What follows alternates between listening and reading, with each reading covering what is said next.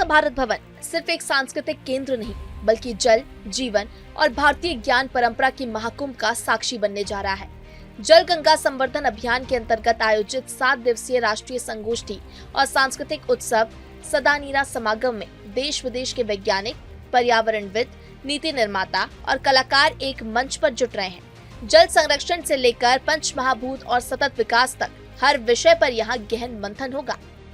राजधानी भोपाल के भारत भवन में इस वक्त हम मौजूद हैं और यहाँ पर एक खास कार्यक्रम का आयोजन हो रहा है जिसका नाम है सदानीरा सम्मेलन। अब ये सम्मेलन क्या है और क्यों महत्वपूर्ण है इसके बारे में आपको बताते हैं, क्योंकि देखिए जल गंगा संवर्धन अभियान सरकार चला रही है और सरकार का लक्ष्य यही है कि जितना ज़्यादा हो वाटर कंजर्वेशन को लेकर फोकस रहे, लेकिन सिर्फ सरकार की ओर से प्रयास कम पड़ सकते हैं, इसलिए आम नागरिकों की भी इसमें अहम भूमिका होनी चाहिए और इसीलिए ये कार्यक्रम का आयोजन हो रहा है जहाँ पर कई सारे एक्सपर्ट्स भी मौजूद रहने वाले हैं। 7 दिवसीय कार्यक्रम होने वाला है, अलग अलग आयोजन हर दिन रहने वाले हैं जहाँ पर कई दिग्गज एक्सपर्ट्स भी पहुँचेंगे, इसी के साथ कई दिग्गज नेता भी यहाँ पर पहुँचेंगे और सभी यहाँ पर मार्गदर्शन देंगे और साफ तौर पर एक संदेश देने का प्रयास है आम जनता के लिए, स्टूडेंट्स के लिए, युवाओं के लिए कि वाटर कंजर्वेशन कितना ज़रूरी है। और यहाँ पर जिस तरह से आयोजन हो रहे हैं वो भी हम आपको एक बार दिखा देते हैं, क्योंकि अलग अलग प्रदर्शनियां भी यहाँ पर लगाई हुई हैं, तो ज़रा एक बार उनको भी आप देखिए कि किस तरह से ये प्रदर्शनियां हैं और क्या संदेश देने का प्रयास है। नाकिम स्टडीज़ इन मध्य प्रदेश को लेकर ये जो पूरा मैप्स आप देख पा रहे हैं और जो 3D मॉडल दतिया डिस्ट्रिक्ट है, इसको लेकर जो पूरा मॉडल है, ये तमाम चीज़ें आपको यहाँ पर इस प्रदर्शनी में नज़र आएगी। इसी के साथ आप जब आगे बढ़ेंगे तो देखिए Bhopal urban ground water related issues, यानी ग्राउंड वाटर रिलेटेड जितने भी इश्यूज़ हैं उन सभी चीज़ों को लेकर, यानी भूजल समस्याएं जितनी हैं उन सभी चीज़ों को लेकर यहाँ पर समस्याओं के बारे में बताया गया है और क्या कुछ प्रयास यहाँ पर हो सकते हैं उन सभी चीज़ों के बारे में यहाँ पर डिस्क्रिप्शन दिया गया है। साथ ही कुछ बुक्स भी हैं जिनके जो लोगों के लिए रखी गई हैं, जिनको वो पढ़ सकते हैं, समझ सकते हैं कि कितने इश्यूज़ हैं और इनके लिए लोगों को क्या करना चाहिए, इनके लिए सरकार के क्या प्रयास हो रहे हैं, तमाम चीज़ों के बारे में आप इनमें पढ़ सकते हैं। वहीं अगर यहाँ पर देखिए तो ग्राउंड वाटर मैनेजमेंट प्लान, अब देखिए यहाँ पर आपने देखा था कि भोपाल में जिस तरह से ग्राउंड वाटर रिलेटेड इश्यूज़ हैं, जो सभी इश्यूज़ हैं वो आप यहाँ पर देखेंगे। इसी के साथ जो प्लान है, यानी आगे इन इश्यूज़ को रिजॉल्व करने के लिए जो प्लान है वो सभी चीज़ें यहाँ पर आप इस प्रदर्शनी में देख पाएंगे। आगे जब आप बढ़ेंगे तो देखिए मेजर आउटकम्स नाकिम 2.0, यानी एक स्टडी है जिसके तहत ये पूरा जो मैप है वो डिज़ाइन किया गया है और आम जनता को संदेश देने का प्रयास है, जागरूक करने का प्रयास है। इसी के साथ एक्वीफायर डिस्पोजिशन भी यहाँ पर है जिसके तहत ये पूरी प्रदर्शनियाँ आप देख सकते हैं। वहीं देखिए आर्टिफिशियल रिचार्ज प्लान क्या होने वाला है, उस प्लान के तहत कैसे काम करना है, वो सभी चीज़ें आप इस मैप में देख सकते हैं। आगे जब आप बढ़ते हैं तो मैनेजमेंट प्लान ऑफ रोज़ाना विलेज जीपी जावरा मध्य प्रदेश, यानी यहाँ पर जिस तरह से मैनेजमेंट प्लान है उसके बारे में भी पूरा डिस्क्रिप्शन आपको देखने को मिलेगा। ग्राउंड वाटर रिलेटेड इश्यूज़ और इसी के साथ ground water management plan, again जिस तरह से जो मैनेजमेंट प्लान है, जो इश्यूज़ हैं उन सभी चीज़ों को यहाँ पर हाईलाइट किया गया है जिससे जो आम जनता है वो उन्हें समझ सके। थोड़ा सा और अगर मैं आपको आगे लेके आना चाहूँ तो यहाँ पर भी आप देख सकते हैं बहुत सारी प्रदर्शनियाँ हैं और साफ़ तौर पर आप देखिए कि यहाँ पर नदियों का उल्लेख है, यानी मध्य प्रदेश की जो नदियाँ हैं उनके बारे में भी यहाँ पर डिस्क्रिप्शन लगाया गया है और नदियों का पानी भी यहाँ पर रखा गया है। इस जार में आप देख सकते हैं अलग अलग नदियाँ हैं और इसका पानी यहाँ पर रखा गया है, नदियों के बारे में यहाँ चीज़ें बताई गई हैं और ये जो डेटा है ये आप समझ सकते हैं ये एक टेस्ट रिपोर्ट है, यानी जो पुराना टाइम है और अब का टाइम है इसमें अब तक कितना डिफरेंस आया है, नदियाँ कितनी पल्यूटेड हुई हैं और इसी के साथ जो क्वालिटी है वो कैसे बदला है। साफ तौर पर अब जो आगे का प्लान है वो क्या है, वो सारी चीज़ें आप इस डेटा में समझ सकते हैं। ये बेतवा की बात हम कर रहे थे, यहाँ आप देख सकते हैं शिप्रा नदी के बारे में है, ऐसे ही नर्मदा नदी के बारे में है, यानी मध्य प्रदेश की जो तमाम नदियाँ हैं उनके बारे में, क्योंकि देखिए मध्य प्रदेश को नदियों का मायका कहा जाता है और इसीलिए जब हम अलग अलग नदियों की बात करते हैं तो यहाँ पर उसके बारे में आप देख सकते हैं कि नदियों के बारे में। और जो पुराना सबसे बड़ी बात यही है कि टेस्ट रिपोर्ट जो है, जो कि रीजनल केमिकल लेबोरेटरी की है और ये पूरा टेस्ट रिपोर्ट यहाँ पर आपको देखने को मिलेगा। साफ तौर पर यही मैसेज देने का प्रयास है कि देखिए वाटर कंजर्वेशन कितना ज़रूरी है और इसके लिए सिर्फ सरकार ही नहीं, हम कह सकते हैं सरकार के प्रयास सफिशिएंट नहीं होंगे, इसलिए जो आम जनता है उसे भी सहयोग करना होगा। भारत भवन में शुरू हुआ सदानीरा समागम 2 जून तक चलेगा। वीर भारत न्यास द्वारा आयोजित इस विशेष कार्यक्रम का उद्देश्य जल संरक्षण को भारतीय संस्कृति और पारंपरिक ज्ञान से जोड़कर नई दिशा देना है। उद्घाटन समारोह में खेल मंत्री विश्वास सारंग, कृष्णा गौर और धर्मेंद्र सिंह लोधी सहित कई गणमान्य अतिथि मौजूद रहे। भारत भवन में सदानीरा सम्मेलन का आयोजन हो रहा है, जहां हम मौजूद हैं और इस दौरान हम आयोजक वीर भारत न्यास के न्यासी सचिव श्रीराम तिवारी जी से बात करना चाहेंगे। सर, आपसे जानना चाहेंगे, 7 दिवसीय आयोजन की शुरुआत हो चुकी है। 7 दिवसीय ये आयोजन होने वाला है, क्या कुछ कार्यक्रम होने वाले हैं और क्या संदेश देने का प्रयास रहेगा? देखिए, एक तो जल गंगा संवर्धन का जो अभियान है, जिसके अंतर्गत सदानीरा समागम भी हो रहा है, तो ये पिछले वर्ष प्रतिपदा से 19 मार्च से चल रहा है पूरे प्रदेश में और 30 जून तक चलेगा।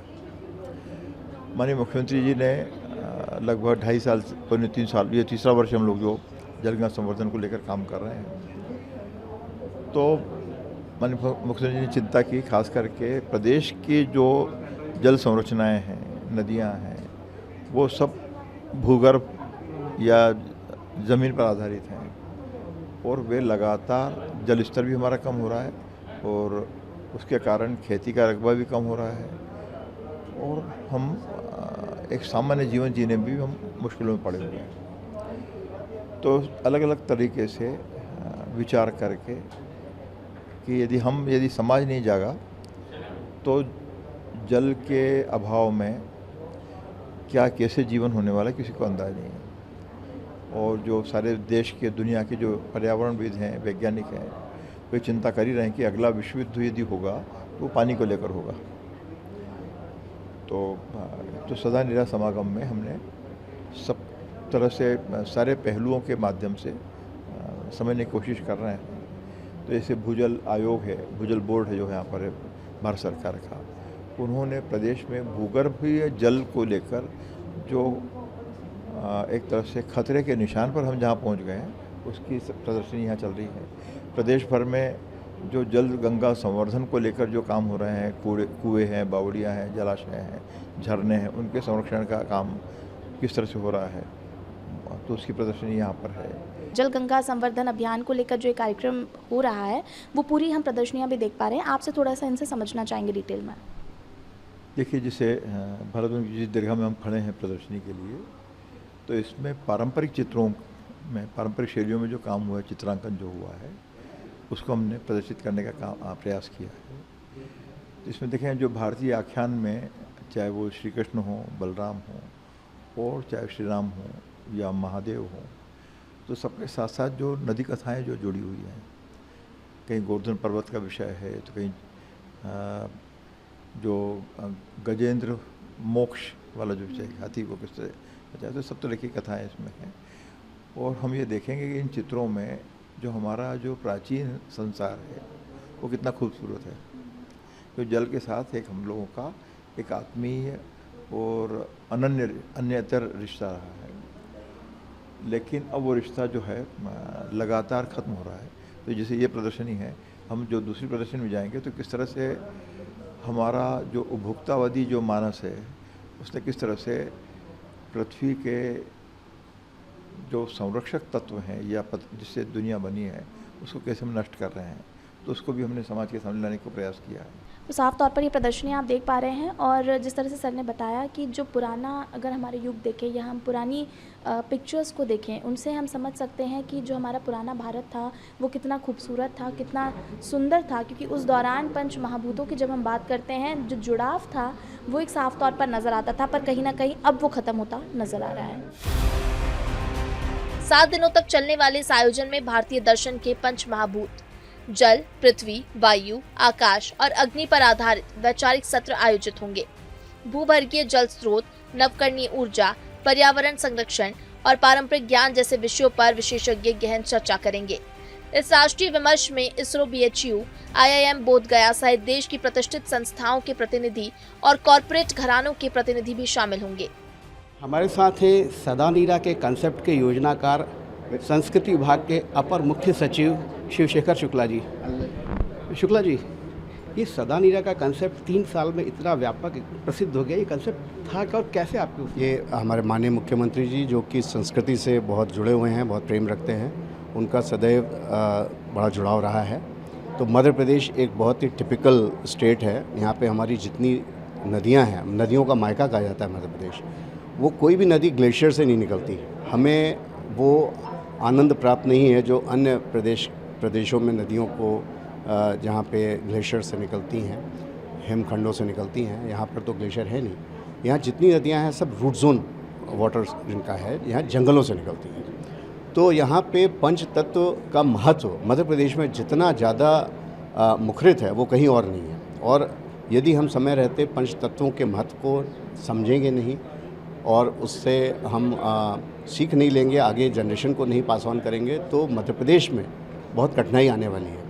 इस बात को ध्यान में रखते हुए जब हम जल की बात करते हैं तो जंगल की बात अपने आप ही आ जाती है, जंगल की बात करते हैं तो ज़मीन की बात आ जाती है, ज़मीन की बात करते हैं तो वायु की और आकाश की बात आ जाती है। सब एक दूसरे से कनेक्टेड है और यह पूरा कंसेप्ट हमारी नदियों को जीवित रखने के लिए, हमारे पूरे सिविलाइजेशन को जीवित रखने के लिए और हमारी जो प्रॉस्पेरिटी है एक बैलेंस्ड वे में डेवलपमेंट को आगे ले आने के लिए माननीय मुख्यमंत्री जी की अवधारणा है कि संस्कृति से विकास को ऐसे हम जोड़ें कि विकास और संस्कृति अलग अलग नहीं दिखें, वो संस्कृति से प्रवाहित होता हुआ विकास दिखे।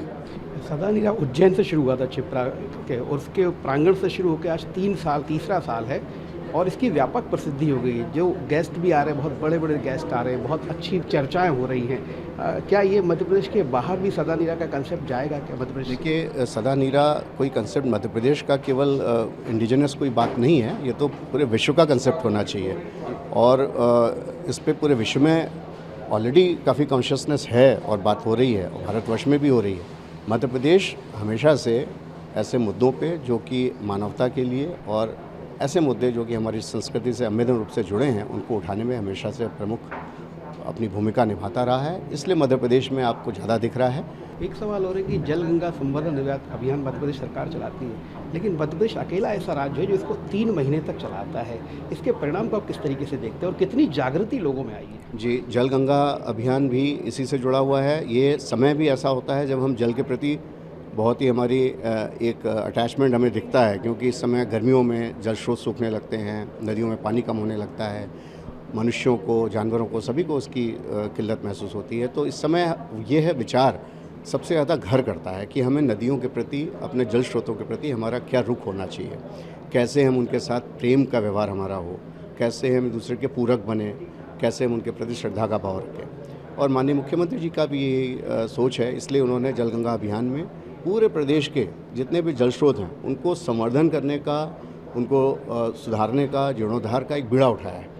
तो ये थे अपर मुख्य सचिव श्री शेखर शुक्ला जी, जिन्होंने बताया कि सदा नीरा का कंसेप्ट क्या है, किस तरीके से मध्य प्रदेश में सदा नीरा के माध्यम से, जो कि मध्य प्रदेश नदियों का मायका भी है, वहाँ पर नदियों के, पोखरों के, सारे जल स्रोत के पुनरुद्धार का काम किया जा रहा है। दूसरी महत्वपूर्ण बात उन्होंने सिंहस्थ को लेकर भी की कि मुख्यमंत्री बार बार ये बात दोहरा रहे हैं कि इस सिंहस्थ में क्षिप्रा के जल से ही स्नान होगा और हम जहाँ खड़े हैं ये उसी सदा नीरा के ही आयोजन के प्रदर्शनी स्थल है।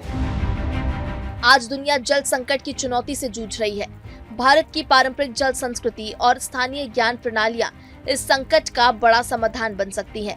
सदा नीरा समागम इसी दिशा में एक महत्वपूर्ण पहल है। Waterman of India Rajendra Singh हमारे साथ मौजूद हैं। सर, बहुत सारी चीज़ें आपने कही वाटर कंजर्वेशन को लेकर, और मध्य प्रदेश में जब बात करते हैं वाटर कंजर्वेशन को लेकर, मध्य प्रदेश सरकार बहुत सारे प्रयास कर रही है, कैसे देखते हैं उसे? देखिए, मध्य प्रदेश जल संरक्षण के लिए हिंदुस्तान में एक अच्छा मॉडल बन सकता है, क्योंकि यहाँ जो वर्षा का चक्र है, फिर जंगल है, थोड़ी नदी है और ज़मीन भी थोड़ी मिट्टी वाली है, हमारी तरह राजस्थान की तरह रेतीली नहीं है। लेकिन यहाँ एक सामुदायिक विकेंद्रित जल प्रबंधन करने की ज़रूरत है। हमारी सरकारें जब कोई कार्यक्रम चलाती है तो समुदाय को लगता है ये तो सरकारी कार्यक्रम है, लेकिन हमारी सरकारों के सामने ये चुनौती होनी चाहिए कि वो इस काम को लोगों का काम बनाए। तो ये जो पानी का काम है ये केवल राज का नहीं होता। हिंदुस्तान में कभी किसी राजा ने सबको पानी नहीं पिलाया। राजा, प्रजा, संत और महाजन, ये चारों मिलके पानी का प्रबंधन करते थे। मध्य प्रदेश को इससे सीख ले लेनी चाहिए और इन चारों का योग करके पानी का काम करेंगे तो फिर ये पानी की बोतलें नहीं बिकेंगी। जरा मध्य प्रदेश का बजट देखो, इन बोतलों में कितना खर्च होता है।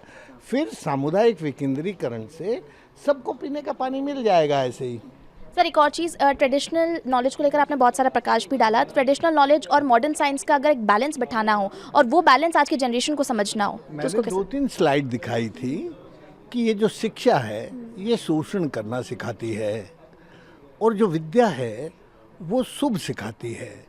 तो यदि भारत को एक बार फिर से आगे उठना है, 250 साल पुराना भारत फिर से गुरु बनना है दुनिया का, या गुरु ना भी कहें तो कोई खास बात नहीं है, गुरु ना कहें मतलब अच्छा बन रहा है, समृद्ध राष्ट्र बनना है, तो उसका एकमात्र रास्ता है कि यहाँ की प्रकृति और संस्कृति को इंटीग्रेट करके डेवलपमेंट का डिज़ाइन बनना चाहिए। भारत जो है 87 भू सांस्कृतिक क्षेत्रों का देश है, तो ये जो जियो कल्चरल डाइवर्सिटी है, एग्रो इकोलॉजिकल हाइड्रोलॉजिकल डाइवर्सिटी है, इसको मैंने हिंदी में एक छोटा सा शब्द कहा है भू सांस्कृतिक विविधता। जब हम इसको ध्यान में रख के प्लान करेंगे तो फिर ये जो नए पढ़ने वाले बच्चे हैं इनको भी थोड़ा विद्या का आभास होगा और वो अपने पैकेज के दिन रात रोते रहते हैं, परेशान हैं, उसकी चिंता थोड़ी कम होगी। Thank you so much sir. तो ये थे Waterman of India Rajendra Singh, जिन्होंने कई महत्वपूर्ण चीज़ों को लेकर प्रकाश डाला है और इसी के साथ उनका साफ तौर पर ये मैसेज देने का प्रयास था स्टूडेंट्स को, यंग जनरेशन को, कि वाटर कंजर्वेशन सिर्फ एक सरकार के लिए उठाने वाले स्टेप्स नहीं है, बल्कि इसमें आम जनता का भी सहयोग होना बहुत ज़रूरी है। सदानीरा समागम केवल जल संरक्षण का कार्यक्रम नहीं है, बल्कि भारतीय ज्ञान परंपरा के माध्यम से प्रकृति और मानव के रिश्ते को दोबारा स्थापित करने का प्रयास है।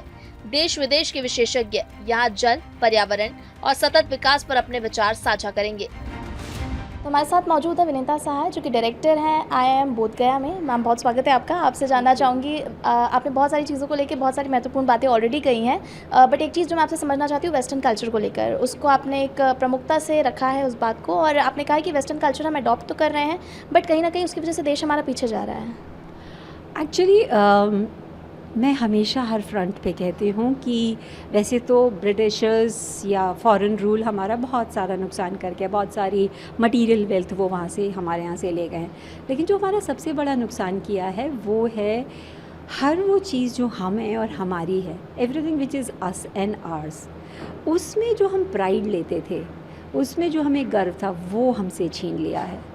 हमें हर चीज़ के बारे में जो एक कुंठा की फीलिंग आ गई है, कि कमी की फीलिंग आ गई है, कि वो हमसे बेहतर जानते हैं। 1700 साल लगातार इकोनॉमिक सुपर पावर इंडिया था, अभी वेस्टर्न इकोनॉमीज़ को 100 भी नहीं हुए हैं, तो कुछ तो हम सही कर रहे थे। हम सारे सवाल आज जैसे इतनी सुंदर पंचभूत की बात हो रही है, 5 एलिमेंट्स ऑफ लाइफ, ये जो हमारी मजाक उड़ती रहती है 33,000 देवी देवता या इतने हर चीज़ में भगवान देखना, हर चीज़ में भगवान है क्या? जब आप किसी भी चीज़ को रेवर करें वो भगवान है। और कितनी सुंदर अंदर डेफिनेशन दी थी, भगवान, 5 एलिमेंट्स इस नाम में समाहित हैं। तो हम पूजा करते थे, हम आदर देते थे, हम रेवरेंस देते थे, बिकॉज हम इसी से बने हैं। मैम एक और चीज़, 5 एलिमेंट्स ऑफ नेचर के बारे में हम समझते हैं, बट जो हमारी यंग जनरेशन है वो कहीं ना कहीं उससे दूर होती जा रही है। एंड इवन अगर हम ट्रेडिशनल नॉलेज या ट्रेडिशनल साइंस की बात करें, वो से बहुत सारे लोग हैं जो उसे यूजलेस समझते हैं। एटलीस्ट आज के जनरेशन की, आज के यूथ की जब मैं बात करूँ, वो लूप होल कहाँ बिल्टअप हो गया, और वो जो लूप होल बिल्टअप हो गया है उसको कैसे फिल कर सकते हैं हम? देखिए, पहली बात तो एक मैं हमेशा हर फ्रंट पे कहती हूँ कि ये वाली जनरेशन से ही होप है, बिकॉज़ हमारी जनरेशन टिपिकली कमतरी में बड़ी हुई थी, तो हम सब के अंदर बहुत सारी इनसिक्योरिटीज़ हैं, फियर्स हैं, क्योंकि देश में उस वक्त बहुत कुछ कम था। ये जनरेशन, टचवुड, जो मेहनत हमारी जनरेशन ने की, ये जनरेशन अब उस स्थिति में है कि इनके पास भुखमरी नहीं है, इनके पास कमतरी नहीं है, और ये देने को तैयार हैं, शेयर करने को तैयार हैं। ये जनरेशन बहुत हाई है इंटेग्रिटी पे, integration of thought, words and deeds. जो ये कहते हैं वो ये बोलते हैं, जो बोलते हैं ये कर देते हैं। तो इस जनरेशन को सिर्फ सही पर्सपेक्टिव में समझाना है, ये आपसे और हमसे ज़्यादा बेहतर काम करेंगे। तो ये हमने मैम से जाना है, जहाँ पे उन्होंने कई सारी महत्वपूर्ण बातें की, और साफ तौर पर जो यंग जनरेशन है उनके लिए उन्होंने एक मैसेज देने का प्रयास किया कि वेस्टर्न कल्चर तो हम अडॉप्ट कर रहे हैं, पर उसकी वजह से कहीं ना कहीं हम प्रकृति से दूर होते जा रहे हैं, जिसकी वजह से देखिए जो तमाम परेशानियाँ हैं आज के युग में वो देखने को मिल रही हैं। वैचारिक मंथन के साथ साथ समागम में सांस्कृतिक रंग भी देखने को मिलेंगे। प्रतिदिन शाम को लोक गायन, नृत्य नाटिकाएं और रंगमंची प्रस्तुतियां होंगी। भारतीय नौसेना बैंड की सिम्फनी, गोवर्धन लीला और गंगा यात्रा इस आयोजन के मुख्य आकर्षण होंगे। इसके अलावा जल, जंगल, जीवन विषय पर राष्ट्रीय जनजातीय चित्रांकन कार्यशाला और पारंपरिक चित्र शैलियों में जल कार्यशाला भी आयोजित की जाएगी, जिसमें देश भर के नामचीन कलाकार हिस्सा लेंगे। समागम के पहले दिन देश भर से आए विशेषज्ञों ने न सिर्फ अपने विचार रखे, बल्कि मौजूदा हालात पर चिंता भी जाहिर की। तो जन आंदोलन बनाने के लिए आपका एक क्या सजेशन है? और तीसरा, इन बच्चों को एक कोई ऐसी अपने जीवन में परिवर्तन जो इनको तुरंत कर लेना चाहिए, बिकॉज अदरवाइज तो हम बातें ही करते रहेंगे। और ये आप सोच के रखिए, और जब तक आप लोग सोच रहे हैं, मेरे को राम सिंह जी से एक सवाल जो पूछना है कि वो बता रहे थे कि मध्य प्रदेश गवर्नमेंट को यहाँ को डेयरी का एक सेंटर बनाना है, but at the same time वो बहुत ज़्यादा पानी का भी इस्तेमाल का काम है। तो ये दोनों कॉन्ट्रडिक्टरी बात सी नहीं लगती आपको? जरा बगल वाला माइक ले लीजिए। ये एक मुहिम छेड़ी थी मुख्यमंत्री जी ने कि मध्य प्रदेश को एक भारत का मिल्क कैपिटल बनाना है। आज तीसरे चौथे स्थान पे 9% जो इसके है उससे 9% से 20% बढ़ाना। That means number of cattle बहुत ज़्यादा बढ़नी पड़ेगी आपको, बहुत लार्ज स्केल में। तो डेफिनेटली ये रूरल प्रॉस्पेरिटी की तो बहुत अच्छी चीज़ है, because the kind of livelihood is going to create. तो मैं इसलिए बताना चाहता हूँ कि वाटर जो पानी है ये मिल्क की, डेयरी की ग्रोथ को रिस्ट्रिक्ट नहीं करता, बट सर्टेनली एक लिमिटिंग फैक्टर है। जो मिल्क प्रोडक्टिविटी है वो डेयरी शेड से नहीं होती है, वो वाटर की वजह से होती है। और मैं ऐसा क्यों कह रहा हूं कि अगर समझाने के लिए आपको, अगर मान लीजिए हमारी भूमि है ड्राई हो जाती है, सूख जाती है, क्या होगा? जो सॉइल मॉइस्चर है खत्म हो जाएगा। जब सॉइल में मॉइस्चर नहीं होगा, हमारा फॉडर ग्रो नहीं करेगा, एग्रीकल्चर पर इम्पैक्ट आएगा। और हमारे जो पशु हैं, गाय है, उसको अगर क्या जरूरत है? फॉडर की जरूरत है। तो जब वो नहीं मिलेगा तो आज कैटल को बहुत दूर तक जाना पड़ता है कि फॉडर मिले, ग्रीन फॉडर मिले, पानी मिले। उसका कॉन्सिक्वेंस क्या होता है? हीट स्ट्रेस की वजह से बीमारियां। अभी भारत सरकार बहुत तेजी से एक चल रही है, वर्ल्ड इकोनॉमिक फोरम में उसकी बहुत चर्चा हुई, one health, which is talking about human health, animal health and environment, सब एक दूसरे से जुड़े, इंटरलिंक्ड है। तो आज जब ये इतना हीट स्ट्रेस में जानवर होता है तो जैसी बीमारियां होती हैं। तो जो इम्पोर्टेंट है हमारे लिए समझना कि पानी की आवश्यकता, अगर जब मिल्क प्रोडक्टिविटी के जो है मुख्यमंत्री का विजन है, अगर बढ़ाना है तो हमें एक बहुत ही बड़ी इंटीग्रेटेड अप्रोच को सोचना पड़ेगा। हम इसको पानी को अलग, मिल्क प्रोडक्टिविटी ग्रोथ को अलग हम नहीं सोच सकते। आज ये जो अगर पानी का भी है, अगर एक मिल्क में, दूध में 87% पानी होता है। अब आप ये समझ लीजिए अगर 10% ड्रॉप है पानी का इंटेक का है, इसको कितनी प्रोडक्टिविटी गिरेगी।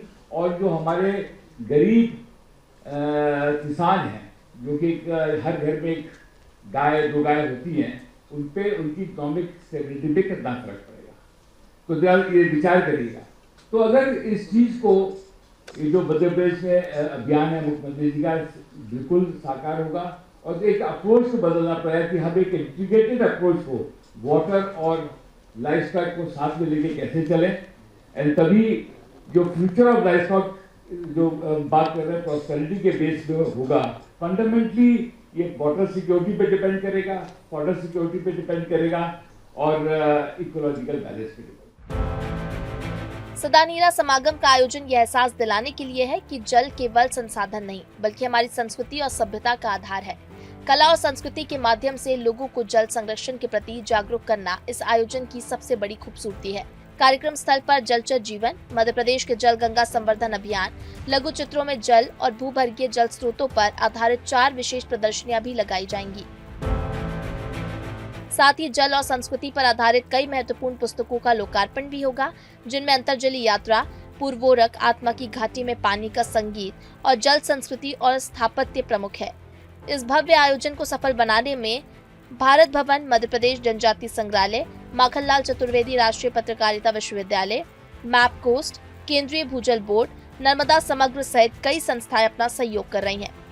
सदा नीरा सम्मेलन का आगाज़ हो चुका है और देखिए मैसेज देने का सिर्फ एक यही प्रयास है कि जो यंग जनरेशन है, जो आज के लोग हैं, इवन हर देश के नागरिक को ये समझना होगा कि हमारी जो प्रकृति है हमें उससे कितना पास रहना चाहिए और अगर हम प्रकृति का ध्यान रखेंगे तो प्रकृति हमारा ध्यान रखेगी। यही संदेश देने का प्रयास है इस कार्यक्रम के माध्यम से और इसीलिए इसका आयोजन किया जा रहा है। 7 दिवसीय आयोजन है, काफ़ी सारे कार्यक्रम यहाँ पर होने वाले हैं, अलग अलग कार्यक्रम रहने वाले हैं और मैसेज सिर्फ यही है कि देखिए आप पंच महाभूतों को समझिए, यानी 5 एलिमेंट्स ऑफ नेचर पर जब प्रकाश डाला गया तो उस पर भी यही है कि अगर आप इनको अच्छे से समझते हैं और इनका अगर आप ध्यान रखते हैं तो सभी चीज़ें जो है वो आपके लिए आसान होती साफ तौर पर नज़र आएंगी। और अगर आप इनसे दूर होते जाते हैं और वेस्टर्नाइज्ड कल्चर की तरफ अगर आप बढ़ते जाते हैं तो ये कहीं ना कहीं आपके लिए आने वाला फ्यूचर जो है सस्टेनेबल डेवलपमेंट की हम बात करते हैं उससे हम पीछे होते जाएंगे।